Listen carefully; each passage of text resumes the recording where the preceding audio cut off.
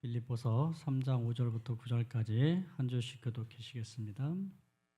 내가 8일 만에 할례를 받고 이스라엘의 족속이요 베냐민의 지파여 히브리인 중에 히브리인이요 율법으로는 바리새인이요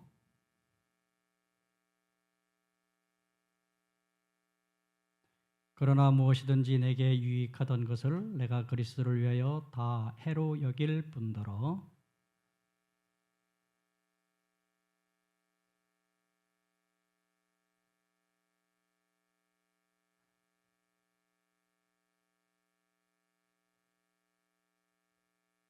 그 안에서 발견되려 함이니 내가 가진 의는 율법에서 난 것이 아니요 오직 그리스도를 믿음으로 말미암은 것이니 곧 믿음으로 하나님께로서 난 의라.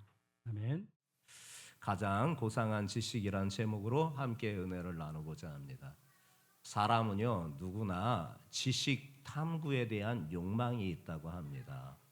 그러다 보니까 지식을 습득하고 그것을 쌓는 일에 사람들이 몰두하고, 또한 무언가 좋은 정보가 있다면 그것을 내 삶에 유익된 방향으로 이끌어 가려고 하는 본능이 있다고 합니다.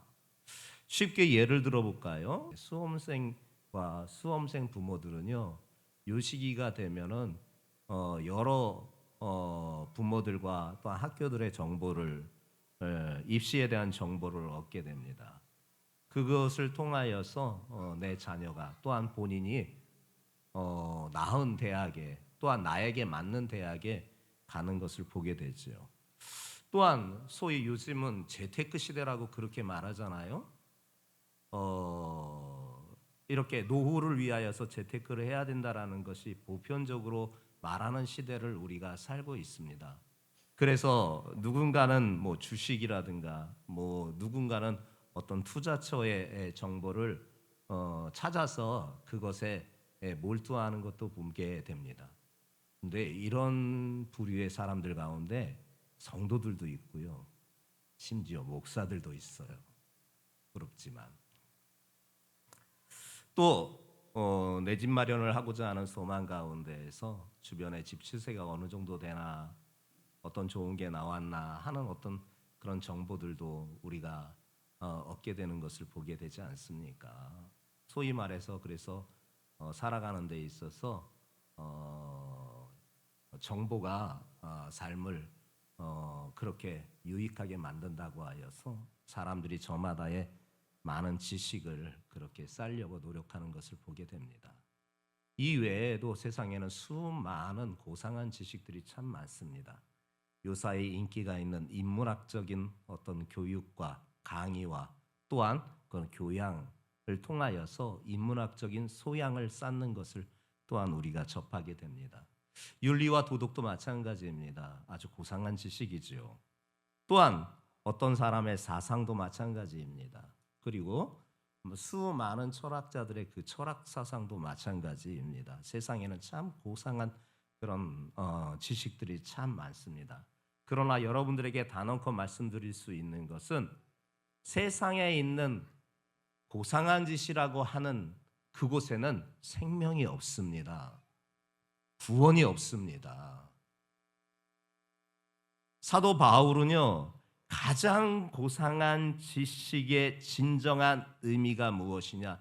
바로 예수 그리스도를 아는 것이고 그의 길을 따라가는 것이라고 말씀해 주시고 있습니다. 왜냐? 여기에 하나님의 구원이 있는 것입니다. 여기에 생명이 있기 때문에 그렇습니다. 그래서 사도 바울은 오늘 말씀에서도 우리에게 이 같은 말씀을 해주시고 있는 것입니다.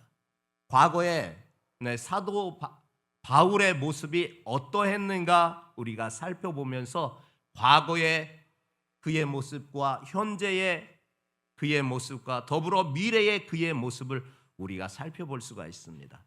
첫 번째, 과거의 모습 사도 바울입니다. 5절부터 6절까지의 말씀을 함께 합독하겠습니다. 시작.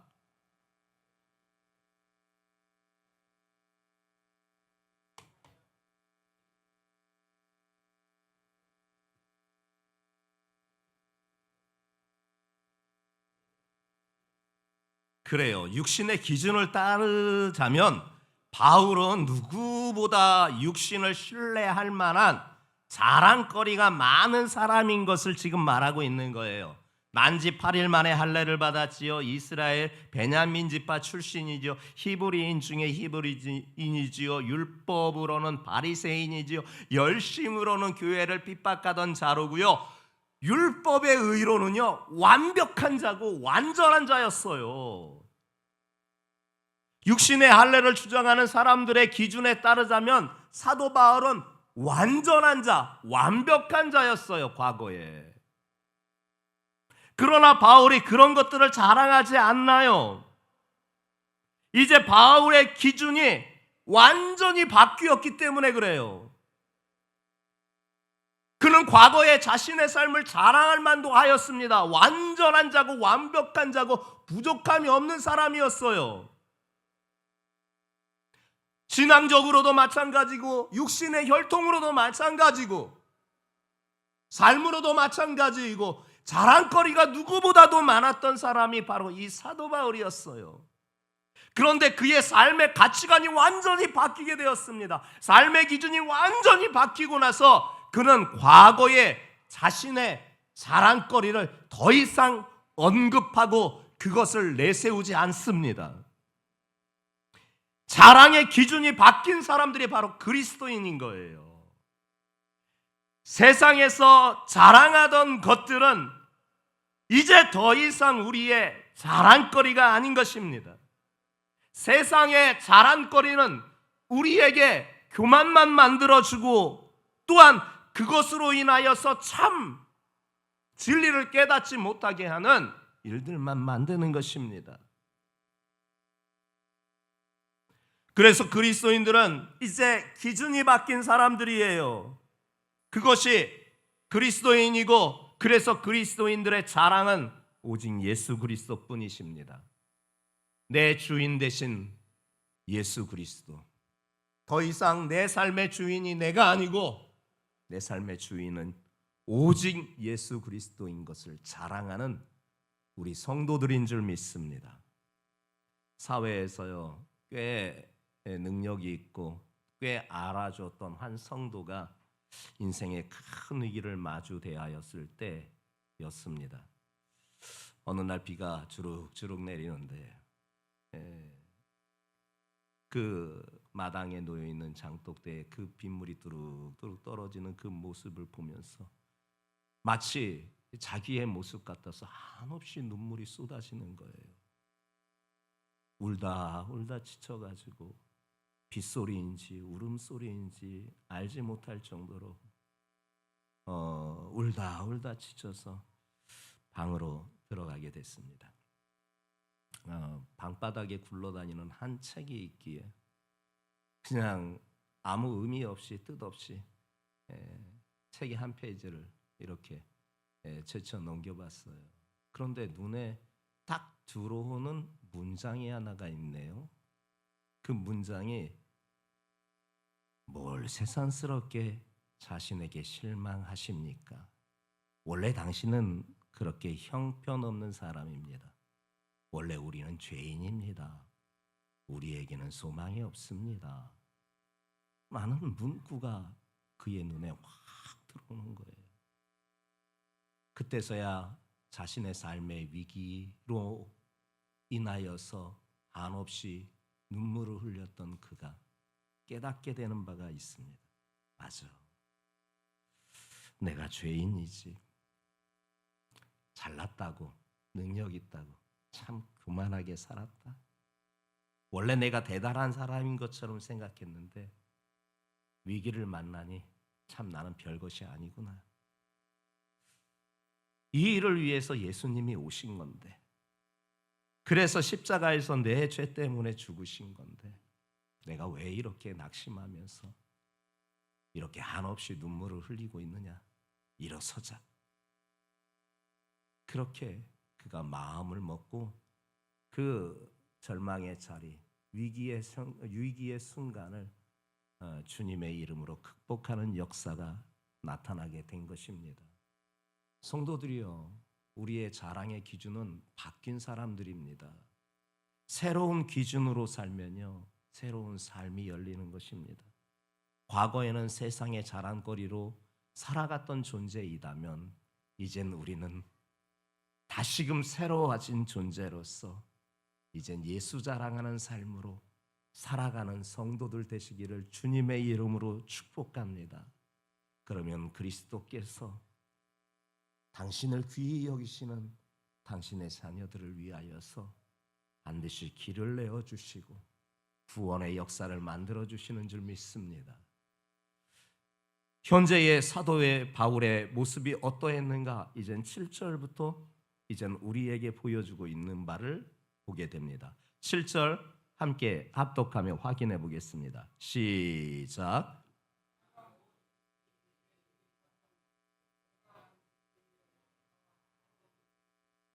그래요. 바울은 자기에게 유익하던 것은 무엇이든지 그리스도를 위하여 다 해로 여겼다고 이렇게 고백하잖아요. 이것이 중요해요.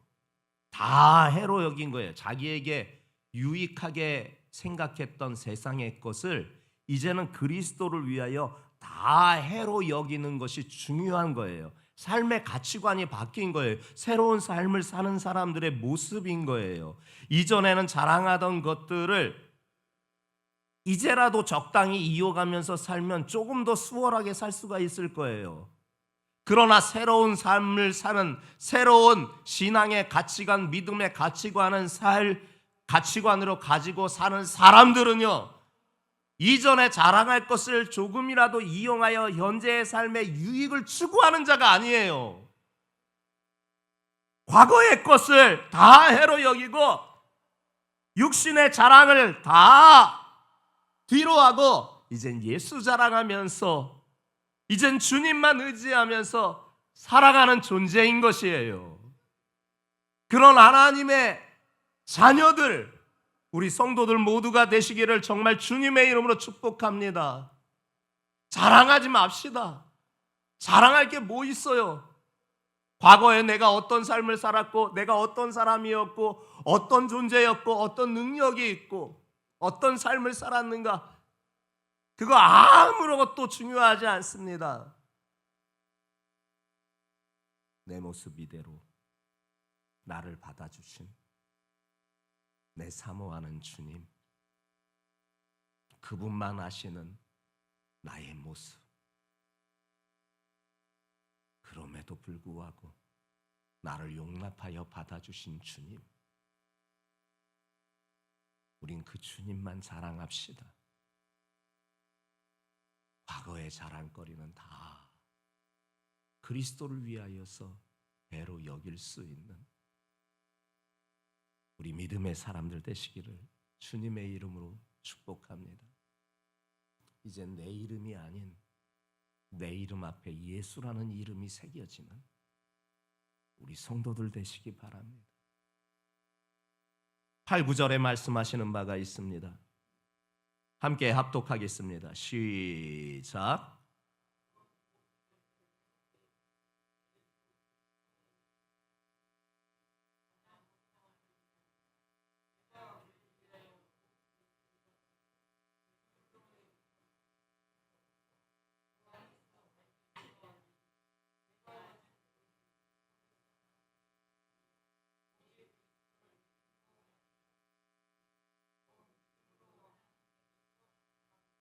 아멘. 바울은요, 자신의 지식도 신분도 혈통을 충분히 이용하여 사역할 수가 있었고 자랑거리임에도 불구하고 그렇게 안 한 이유는 무엇이느냐? 그리스도를 아는 지식이 가장 고상함을 그가 깨달았기 때문입니다. 호세아는 우리에게 말합니다. 그러므로 여호와를 알자.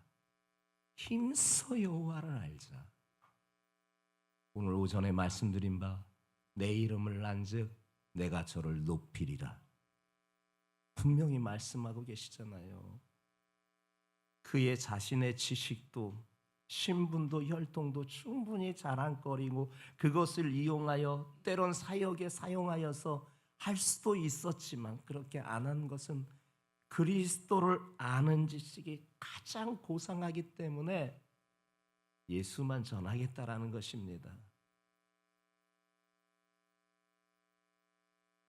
바울이 그리스도를 얻고 그 안에서 발견되기 위하여 모든 것을 해로 여기고 모든 것을 배설물처럼 여겼어요. 이제 그가 가지고 있는 의는요, 예전에 율법으로는 완전하다 여겨졌던 그 의는 다 버렸어요. 이젠 그리스도를 믿는 믿음 안에서의 하나님의 의만 덧입게 되었습니다. 성도들이여, 우리는 예수 그리스도의 의의 옷을 입은 자인 줄 믿습니다. 사도 바울처럼 여러분도 과거에 행위적으로 완전한 삶을 살았던 사람도 아마 그 중에 있을지 모르겠습니다. 저는 말하지 못하겠습니다. 저는 부끄러움 뿐입니다. 그런데 그 부끄러움을 그리스도 예수의 의의 옷을 입게 되어 의롭다 칭함을 받게 되어서 예수 자랑하는 것뿐입니다. 그 은혜로 살아가게 되는 것입니다. 성도들이여, 우리는 예수로 삽니다. 예수님은 살리는 영이십니다. 죽어가는 사람도 예수님을 만나면 살아나게 되는 것입니다. 예수님은 살리는 하나님이십니다. 예수님을 만나게 되면 잃었던 소망도 다시 소망이 꽃이 피우는 줄 믿습니다. 그리고 예수님은 회복의 영이십니다. 예수님을 만나면 회복의 은혜가 주어지는 줄 믿습니다. 기운이 회복되는 줄 믿습니다. 삶이 회복되는 줄 믿습니다. 부활의 은혜가 회복되는 줄 믿습니다. 우리 그 예수를 만납시다. 우리 그 예수를 더 알아갑시다. 세상에 그 어떤 지식이 고상하다 하여도 우리는 다 배설물처럼 여길 것입니다. 우리에게는 오직 예수 그리스도를 아는 가장 고상한 지식만을 탐구하면서 그분을 알아갈 것입니다. 그분을 믿어갈 것입니다. 그분을 의지할 것입니다. 그분께서 여러분들을 살리시고 여러분들을 회복시키시는 삶의 역사가 반드시 나타날 줄 믿습니다.